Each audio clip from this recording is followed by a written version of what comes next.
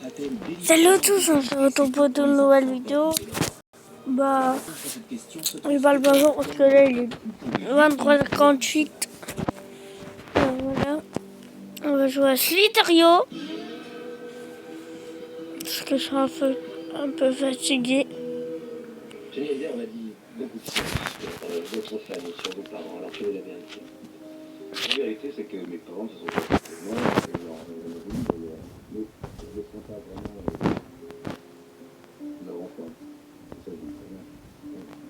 Né le 15 juin 1943, Jean-Philippe Maître est abandonné par son père à l'âge de 6 mois et confié par sa mère à une tante, Hélène Mar. Une famille disloquée, sans figure paternelle.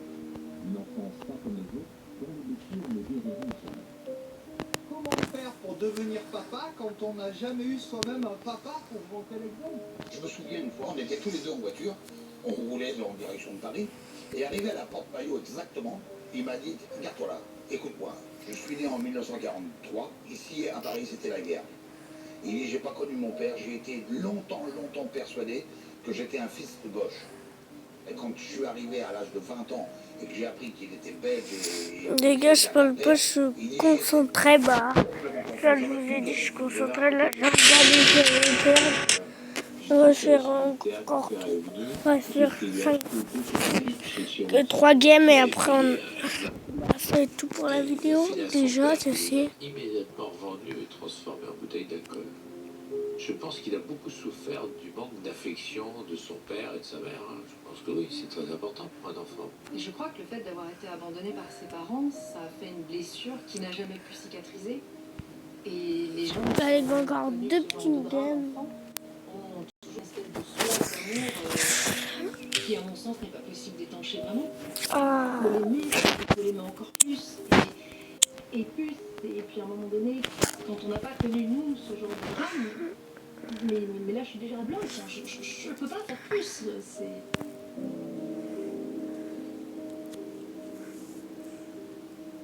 Voici David, blond, les yeux bleus, superbe, 3,05 kg.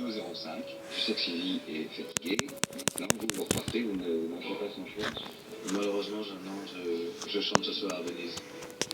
Il faut tout de suite alors. Oui, j'aimerais bien, c'est pour ça. Bon, bah écoutez, on vous laisse. Heureux de pas merci. Au revoir.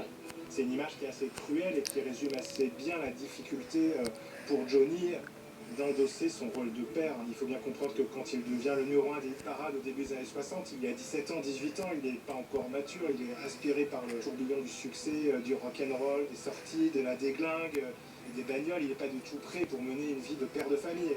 C'est tellement compliqué pour David d'être le fils de Johnny depuis sa naissance en 1966. C'est tellement compliqué. Son père a tenté de se suicider le mois de sa naissance. Donc c'était mal parti la relation papa-fils. Hein. Il voit son père entre deux avions. Il y a encore une game. Une personne courtisan Son camarade, quand David est à la parole. Bonjour mon amour, comment tu vas? Je te passe papa. David a grandi vraiment avec sa grand-mère maternelle et avec le frère de Sylvie, Eddie Vartan, qui était un musicien aussi, qui lui a appris la musique. Donc, le vrai papa de David, c'est Eddie Vartan. Les gars, je comprends que les gars, je vais arrêter de suicider cette game. On va refaire. Une grande salle parisienne, un petit événement se produit. David, tout juste 13 ans, provoque bien malgré lui la stupéfaction de son père. Ouais les gars. Non, les gars, on va en faire parce que le mec il m'a fait peur là, il a speed boosté. C'est tellement symbolique que ça prouve que les deux ne se voient pas si souvent que ça. D'un coup, David fait la surprise à son père d'être à la batterie et son père découvre que son fils sait jouer de la batterie. Quand on est à la maison tous les jours, on a les oreilles cassées et on voit venir le talent. Là, il n'a pas vu arriver le talent. Et après, il se retrouve avec 100%. Parce que David est aussi un super mélodiste. Au-delà de nos différences, des coups de gueule, des coups de sang, à force d'échanger nos silences. Maintenant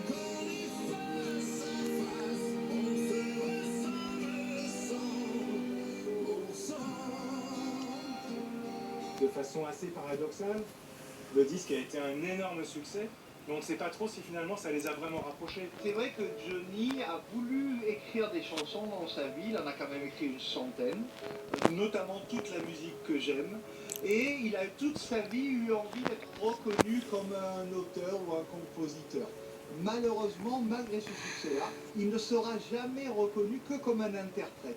Et que son fils fasse mieux que lui, soit interprète plus compositeur, ça a dû être dur à digérer pour Johnny. Parce que son fils avait un talent de plus que lui. Quand il faisait mon son père, il m'a raconté un jour, il dit ici c'est Johnny, c'est pas ton père, c'est Johnny. Donc il y avait un décalage absolument mais hallucinant, même aucune affection, aucun affect.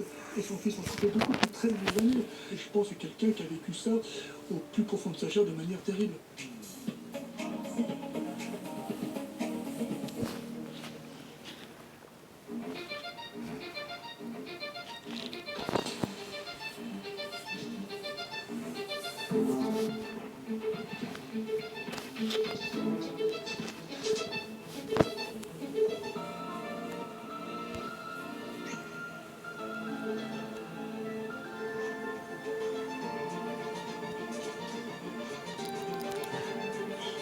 La nouvelle eau de parfum intense. Coco Mademoiselle, Chanel.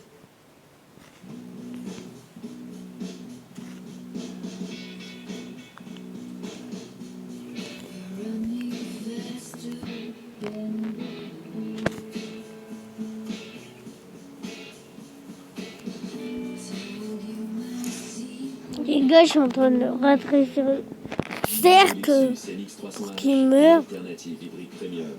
Profitez-en à partir de 369 € par mois. Et si je me levais? Et si je me recouchais? Gros risque. Et si on oubliait d'être sérieux? Et si on devenait artiste? On se mettait à danser, à chanter, à rire, sans jamais s'arrêter? Si on découvrait le monde? Et si je me redécouvrais? Les gars, regardez Boum Chica Boum. Deuxième, bah c'est moi. Si vous êtes malin, vous avez compris que Chloé déménage et qu'avec Pierre, ils devront prendre une assurance habitation. Si vous êtes très malin, vous pensez comme Chloé qu'il ne faut pas forcément choisir celle de ses parents. Ah les gars, j'ai perdu. Bah, c'est la fin de cette vidéo.